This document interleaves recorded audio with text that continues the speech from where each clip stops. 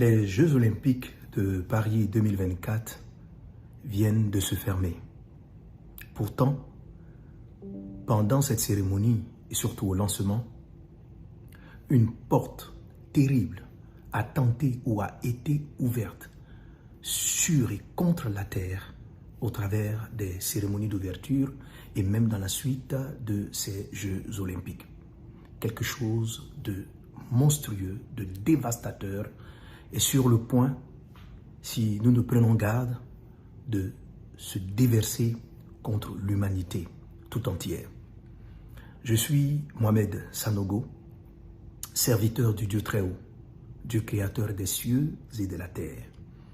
Je suis le serviteur de Jésus-Christ, serviteur de son Église, bâtie sur le rocher de sa parole, Église contre laquelle aucune porte du séjour des morts ne pourra prévaloir. Je fais cette vidéo à l'endroit du monde, à l'endroit de l'Église. Que la grâce et la paix du Seigneur soient avec vous.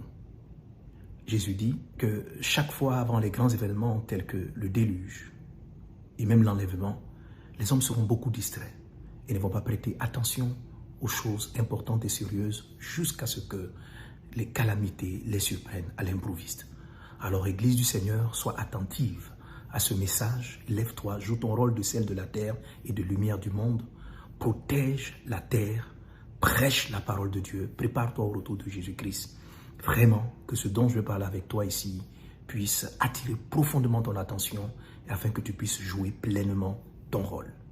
Il y a un temps pour rire, il y a des temps pour plaisanter, il y a des moments où il faut prendre les choses très au sérieux et c'en est un.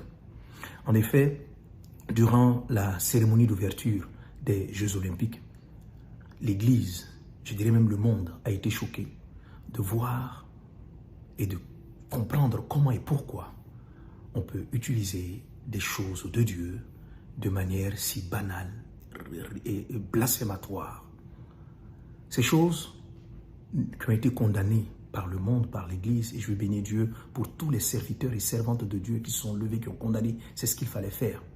Ces choses ont bien été faites à dessein, et ceux qui sont derrière, la force ténébreuse qui est derrière, s'attendaient certainement à la réaction qui a suivi. Mais le mal a été fait, les choses ont été lancées. Seuls peuvent se dresser ceux qui vont comprendre ce dont je vais parler et ceux qui vont agir de manière conséquente. Dans la cérémonie, il y a eu beaucoup de choses, mais deux éléments en particulier m'intéressent. Premièrement, la traversée de Paris, de la Seine, par ce cavalier vêtu de couleur pâle. Et la deuxième chose, la cérémonie, donc la partie la plus choquante qui a choqué l'humanité, c'était la cérémonie blasphématoire de la Sainte Seine. Voici les deux choses dont je parlerai et te dirai qu'est-ce que Satan est en train de tramer, qu'est-ce qui est en train d'être fait et qu'est-ce que tu dois faire, comment est-ce que tu dois te lever et comment est-ce que tu dois agir. Parlant donc de ce premier point, ouvrons nos Bibles dans le livre d'Apocalypse, chapitre 6, à partir du verset 8. La Bible dit là, « Je regardais et voici parut un cheval d'une couleur pâle. Celui qui le montait se nommait la mort. Il se nommait la mort. Et le séjour des morts l'accompagnait. Le pouvoir leur fut donné sur le quart de la terre pour faire périr les hommes par l'épée, par la famine, par la mortalité et par les bêtes sauvages de la terre. » Tu vois que le Seigneur annonce l'avènement d'un cheval, d'un cavalier de couleur pâle, comme les couleurs, la capuche a été utilisée donc par ce cavalier avec cette couleur pâle. Ce n'était pas une coïncidence, c'était voulu. Ce chevalier-là donc a été suivi par le monde entier. Et qui est-il? Que dit la Bible concernant? La Bible dit que ce cavalier est la mort et il annonce la disparition, la mort de un quart de la population terrestre par des guerres, par des famines et par toutes sortes de calamités qui vont frapper l'humanité. Et cette porte, par cette déclaration et par ce acte, a été ouverte donc à partir de ce mois d'août, de septembre et dans la suite. Si tu ne te lèves pas, si tu n'écoutes pas ce que je suis en train de dire, si tu ne pries pas, les épidémies, les calamités, les tremblements de terre, les tsunamis, les choses étranges qu'on n'a jamais vues vont commencer à se produire. Le coronavirus, le Covid, sera de la plaisanterie par rapport aux épidémies qui ont peut-être commencé dès maintenant et qui vont s'intensifier dans la suite des temps, à moins que tu ne te lèves. Le nombre de morts qu'il y a eu, qui a offusqué le monde, n'est rien par rapport à un quart de la planète Terre qui est visée par cette annonce maléfique satanique qui a été déclarée ce jour-là à l'ouverture des Jeux Olympiques. Que nous dit l'Écriture et que dois-tu faire? La deuxième chose qui a été faite, c'est la cérémonie blasphématoire relative à la Sainte Seine. Le blasphème est une arme que va utiliser l'Antéchrist. Apocalypse chapitre 13 dit, verset 5, « Il fut donné une bouche qui proférait des paroles arrogantes et des blasphèmes. Il lui fut donné le pouvoir d'agir pendant 42 mois. Et elle ouvrit la bouche pour proférer des blasphèmes contre Dieu, pour blasphémer son nom et son tabernacle et ceux qui habitent dans le ciel. » Donc, cette cérémonie blasphématoire n'est pas la première, mais c'est l'intention, c'est exactement une des marques déposées de la bête de blasphémer. Et la chose qu'elle a choisi de blasphémer est un acte très puissant et que justement, c'est une de ces armes-là qui doivent t'aider, qui vont nous aider à déjouer les plans de l'ennemi et afin que le règne et la volonté du Seigneur puissent s'accomplir et non les desseins de l'ennemi. Que vise le blasphème? Le blasphème vise à désacraliser, à faire perdre la puissance dans la bouche des croyants, dans la bouche du monde, du nom de Jésus-Christ. C'est la raison pour laquelle la corne va blasphémer le nom de Jésus, va blasphémer l'église de Jésus, va blasphémer le tabernacle, va blasphémer les choses célestes, afin que le monde, afin d'indigner le monde, afin de paralyser l'église, de paralyser la force des chrétiens dans leur capacité de destruction.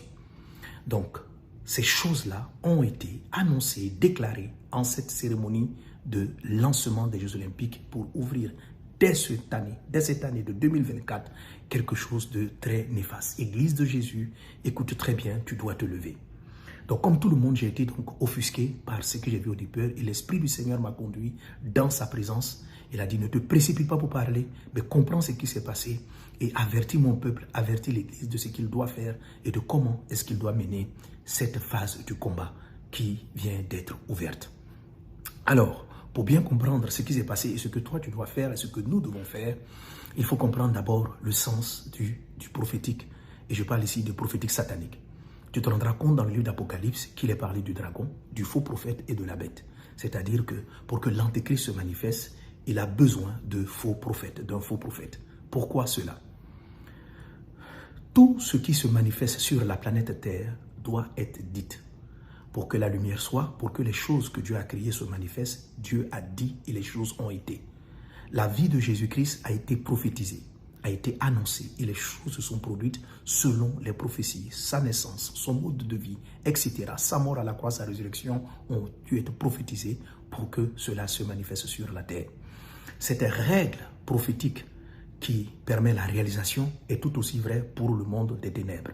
Satan utilise donc des personnes à qui il donne son esprit pour déclarer afin que les œuvres des ténèbres puissent se manifester sur la terre.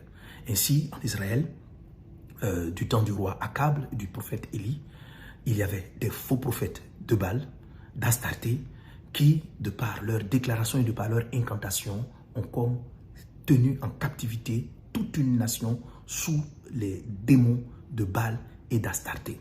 Il a fallu que se lève le serviteur de Dieu, le prophète Élie, pour contrecarrer ces prophéties, pour renverser leurs autels et pour rétablir le règne et la gloire de Dieu ici. Et je sais que pendant que je parle, Dieu est en train de susciter des Élie, des Élisée, des hommes et des femmes de Dieu qui sauront prophétiser, déclarer la parole du Seigneur comme il se faut, afin d'empêcher l'ennemi d'accomplir et de réaliser ses sombres desseins. Les faux prophètes ici ont été utilisés profondément par le président français actuel, Macron, qui se veut être un faux prophète de l'Antéchrist. Il est celui-là, il y a quelque temps de cela, qui a dit « La bête de l'événement est là ». La bête de l'événement est là. Une phrase qui sortait de nulle part dans une interview, il est en train de répondre.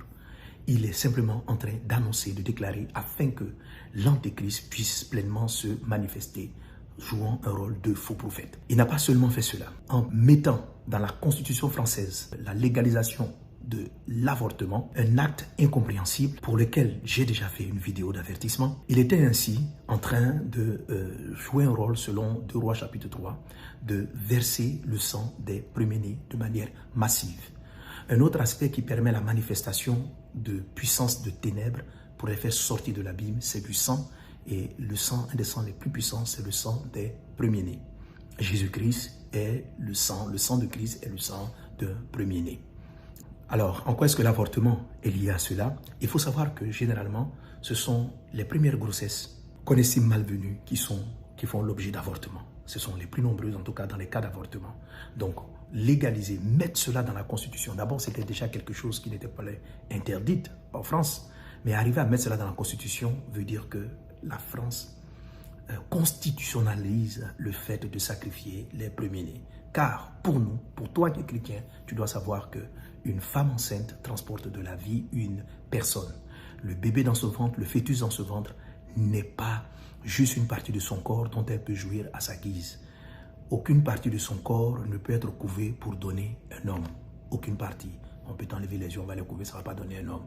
Donc, tu peux t'enlever les yeux, tu peux t'enlever le bras, il n'y a pas de problème.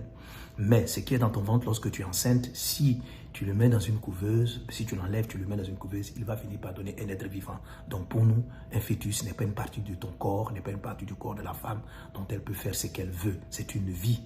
Alors, dès qu'elle est sacrifiée, c'est un premier-né ou bien c'est un né qui est sacrifié. Et si c'est la première grossesse, c'est bien sûr un sang de premier-né. Et c'est de manière massive pour faire sortir de l'enfer un type d'esprit de lourdeur spirituelle contre l'Église en France en particulier et l'Église en général. D'où vient cela? 2 Rois chapitre 3, la Bible dit que le roi de Moab étant acculé, mais il était acculé pourquoi? Parce qu'une prophétie du prophète Élisée avait dit que Israël, Juda allait le vaincre jusqu'à terme, ils allaient totalement l'achever. Pour empêcher cette prophétie de se réaliser, ce roi s'est levé, il a pris son fils premier-né et il l'a sacrifié. La Bible dit qu'un esprit d'indignation a rempli Israël et Israël n'a plus la force d'achever la prophétie de Dieu. Sacrifier les premiers-nés a pour objectif de faire perdre à l'Église sa force de prière, sa force et sa capacité d'intervention contre les plans des ténèbres qui sont en train de se dessiner. Je prie donc que tu ne tombes pas dans cette mort spirituelle, que tu te relèves dans la prière, dans l'évangélisation, dans la vie chrétienne saine. Donc, ce sang versé-là a pour but donc d'affaiblir l'Église, de favoriser l'émergence du péché dans l'Église, l'iniquité au sein de l'Église, l'émergence de faux prophètes, de faux docteurs et la confusion spirituelle. Ce sont des choses qui sont en train d'être faites et qu'il a menées et contre lesquelles tu vas te lever et pour lesquelles nous allons avoir la victoire dans le puissant et précieux nom de Jésus-Christ de Nazareth. Donc voilà, quel est son plan? Donc permettre la manifestation de la bête, favoriser la mort, une grande mortalité par toutes sortes de calamités, donc avec le cheval mauve, donc le cheval de la mort, le cavalier de la mort, et l'envoyer cette mort-là sur la terre. Pourquoi toi aussi, tu dois utiliser les armes, l'onction que Dieu t'a donnée pour empêcher cela? La Bible déclare que tu es le sel de la terre. La Bible déclare que tu es la lumière du monde en tant que chrétien. En tant que sel, tu es celui-là. Parce que le sel sert à ralentir ou empêcher la putréfaction aussi des aliments. Pas seulement leur donner du goût, mais empêcher cela. Tu es celui et tu as en toi la grâce et l'onction de Dieu pour stopper cela. Pourquoi? Quelqu'un est en train de me dire peut-être, mais pasteur, si la Bible a annoncé, cela ne doit-il pas arriver? En effet, tout ce que Dieu a dit et l'avènement de ce cavalier va se produire, mais dans le temps de Dieu. Il faut savoir que chaque fois que Satan vient dire même une prophétie que Dieu a dite, elle n'est pas faite pour s'accomplir comme Dieu l'a dite, elle est faite pour être corrompue, pour séduire. Lorsque Satan répète une chose que Dieu a voulu dire, c'est à dessein de corrompre et d'empêcher le plan de Dieu de se réaliser, et c'est ce qu'il a fait. Il utilise Dieu a-t-il réellement dit. Lorsque Satan est venu tenter Jésus dans le désert, il dit, il est écrit. Mais dès que Satan utilise un texte écrit, ce n'est pas pour que les choses de Dieu s'accomplissent en leur temps. C'est pour que les choses ne s'accomplissent pas exactement. Le monde va être jugé. Le monde doit être jugé. Et l'Église, dans ce temps-là, doit avoir une position précise. Lorsque le diable, par les faux prophètes, tels que le président Macron, viennent annoncer par ces cérémonies, ces choses-là, quelque chose de très anormal, de très corrompu, doit se passer. Et ça ne doit pas être ainsi. Tu ne dois jamais accepter de composer avec. Les choses arrivent selon les prophéties dites selon Dieu, par les prophètes de Dieu, annoncées par les prophètes de Dieu. Dans le temps, elles doivent arriver et non prophétisées, annoncées par les prophètes de Satan. Car lorsque Satan parle, ce n'est pas pour réaliser les desseins de Dieu, c'est pour réaliser d'autres desseins. Ok? Le monde va être jugé. Apocalypse chapitre 6 verset 8 va s'accomplir. S'accomplira dans le temps que Dieu a prévu. Satan a prévu tuer Jésus avant le temps marqué. Si Jésus se laissait faire, il serait mort et sa mort aurait été inutile. Jésus est mort selon les prophéties au temps marqué et non au moment où Satan l'a souhaité pleinement. Est-ce que tu comprends cela? C'est vraiment très important. Alors, voilà un peu ce qu'il vise. Et dès cet instant, déjà, dans l'atmosphère, ces esprits-là sont en train d'être libérés par cette fausse prophétie de la mort avec un quart de la planète Terre qui est en danger. Et seul élément capable d'arrêter cela, c'est le nom puissant de Jésus-Christ de Nazareth et le sang de Jésus. Raison pour laquelle c'est la Sainte Seine qui a été attaquée, blasphémée la Sainte Seine, car la Sainte Seine présente le sang de Jésus, la Sainte Seine présente le corps de Christ. Apocalypse nous dit, ils l'ont vaincu par le sang de l'agneau et par la parole de leur témoignage. Ils l'ont vaincu par le sang de l'agneau et par la parole de leur témoignage. Alors maintenant, qu'est-ce que tu dois faire, peuple de Dieu? Qu'est-ce que tu dois faire? La première des choses, vraiment, n'aie pas peur. Trouve ta paix et ta foi dans le Seigneur Jésus-Christ de Nazareth. La deuxième des choses, c'est que tout cela est une preuve irréfutable, une fois de plus, que la Bible est véritablement la parole de Dieu et que Jésus est à la porte, Jésus revient bientôt. La deuxième chose, c'est que tu dois réellement être prêt pour l'enlèvement qui peut avoir lieu d'un moment à l'autre ou qui pourra avoir lieu pendant que l'Antéchrist sera manifesté. Ne dis pas que nous allons partir avant. Je te prie, c'est possible comme ça peut, c'est pas aussi évident que cela. Donc, une chose est certaine, c'est que tu dois être prêt. Tu dois être prêt. Comment tu te prépares à cela? Comment tu vas lutter et détruire cette œuvre des ténèbres? En n'aimant pas le monde et les choses qui sont dans le monde. Détache-toi de ce monde et des choses qui sont dans le monde. Ne sois pas attaché aux choses de la terre. C'est en ce sens-là que tu deviens sel de la terre, que tu deviens lumière du monde. C'est plus le moment d'être en train d'aimer ces choses. Sel de la terre, toujours la deuxième chose, éloigne-toi du péché. Je te le dis, tu verras devant toi ce vent qui est en train de souffler. Les prophéties disent que celui qui pêche se sanctifie. Que celui qui ne veut pas se sanctifier, qui pêche, pêche davantage. Oui, tu verras les impudiques prospérer. Tu verras les faux prophètes dans ces temps-ci prospérer, réussir dans toutes choses. Parce que le temps, le temps de démarcation est arrivé. Ceux qui vont pécher, ceux qui vont vivre dans l'adultère, dans n'importe quoi, verront du succès. Ils penseront que c'est Dieu, mais ça fait partie de la séduction. Toi, ne suis pas la foule, le monde. Attache-toi à la sainte parole de Christ. Vis la crainte de Dieu, vis la sainteté. Détourne-toi du mensonge, du vol, de l'adultère. Car les jours sont mauvais. Les jours sont mauvais. Et Jésus-Christ est à la porte. C'est vraiment la deuxième chose que tu dois faire. Ranger ta vie. Ranger ta vie et ne pas prendre pour modèle la manifestation des gens qui vont prospérer dans l'iniquité au sein de l'église, au sein des pasteurs, des fausses personnes. La magie, l'iniquité se verra au sein de l'église et les gens vont prospérer en utilisant le nom du Seigneur. Tout cela fait partie de la stratégie du blasphème symbolisée prophétiquement par cette sainte scène maléfique où on voit des personnes tenant le repas du Seigneur, adultères, des prophètes, totalement dans la sorcellerie, mais réussir dans tous leurs projets de manière mystique, parce que c'est le temps où les pécheurs doivent encore pécher et ceux qui se sanctifient doivent encore se sanctifier. Choisis d'être dans le camp de ceux qui se sanctifient. La troisième chose, c'est la proclamation de la Sainte Seine. Église de Jésus, grand la Sainte Seine. Prenez le repas du Seigneur, élevez-le hautement. Le nom de Jésus et le sang de Jésus. Prenez-les avec joie, prenez-le en célébrant le Seigneur. Parce que nous n'avons pas honte de l'évangile. C'est une puissance de Dieu, c'est la puissance de Dieu pour le salut de quiconque croit. Donc élevez, que les paroles de blasphème n'aient aucune incidence sur vous. Dès que vous entendez une chose, levez-vous. La quatrième chose, c'est le témoignage, l'évangélisation. Parlons de Christ, annonçons l'évangile, faisons en sorte que le reste du monde, et particulièrement Israël, le reste soit sauvé. Car il faut que le reste soit entré, alors viendra l'enlèvement, alors viendra la fin. Nous avons une mission, témoigner de Christ jusqu'aux extrémités de la terre, alors viendra la fin. Pendant ce temps, Satan est en train de dérouler son calendrier. Et la toute dernière chose que je vais te dire dans les témoignages et la proclamation de la parole, comment est-ce que tu contres ces paroles sataniques? Utilise des prophéties régulières telles que le psaume 91 qui dit que ceci: la peste frappera, les dégâts frapperont à gauche et à droite, mais tu ne seras pas atteint parce que tu es bâti sur le rocher. Alors lorsque les faux prophètes sataniques annoncent le mal, toi, Ésaïe 7,7, non, cela n'aura pas lieu, cela n'aura pas lieu. Et je déclare et je me tiens maintenant pour condamner avec toi tout ce qui a été fait pendant cette cérémonie d'ouverture et durant la cérémonie. Je le déclare dans le nom puissant de Jésus-Christ. Toute arme forgée contre les nations, contre l'Église est nulle et sans effet. Et toute langue qui s'est élevée sur la base de l'écriture d'Ésaïe 57, je la condamne maintenant.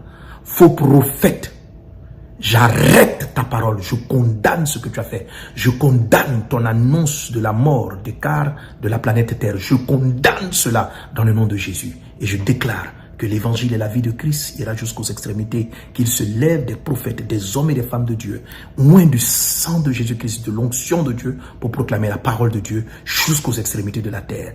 Tel est notre héritage dans le nom de Jésus. Je le dis. Ésaïe 7,7, ainsi parle le Seigneur l'Éternel, ce que vous avez dit, cela n'arrivera pas, cela n'aura pas lieu. Chaque chose se manifestera en son temps dans le nom puissant de Jésus-Christ. J'invoque le sang de Jésus-Christ sur tous ceux et l'église de Christ, la protection de Christ sur toi qui est en train de m'écouter maintenant. Tu es béni dans le nom de Jésus. La faveur de Dieu est sur toi dans le puissant et précieux nom de Jésus-Christ. Par des psaumes, entretenez-vous, tels que le psaume 91 et bien d'autres psaumes, déclarez-les, déclarez-les. Et prions sans cesse. Que Dieu vous bénisse abondamment. C'était le pasteur Mohamed Sanogo. Que la grâce et la paix du Seigneur soient avec vous. Soyez bénis. Amen.